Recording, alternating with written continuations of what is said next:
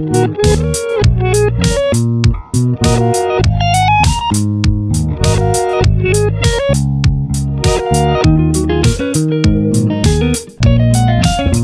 సృష్టి అద్భుతం. దేవుని సృష్టిలో భాగంగా భూమి మీద జీవించుటకు అనేకమైనటువంటి ప్రాణికోటిని దేవుడే సృష్టించాడు. వాటికి ఆహారాన్ని కూడా కల్పించాడు.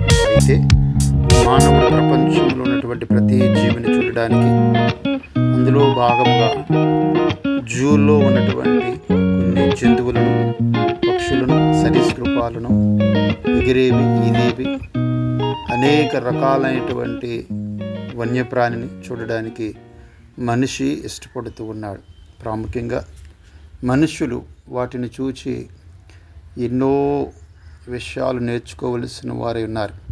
బైబిల్ గ్రంథంలో అనేకమైనటువంటి జంతువుల ద్వారా, పక్షుల ద్వారా అనేక పాఠాలు సృష్టికర్త అయిన దేవుడు యేసుక్రీస్తు ప్రభువారు మనుషులకు నేర్పించాడు. చాలా సులభమైన పద్ధతిలో, చాలా సింపుల్గా మన కంటికి కనబడేవి, వాటి ద్వారా నేర్చుకునేవి అనేకములు.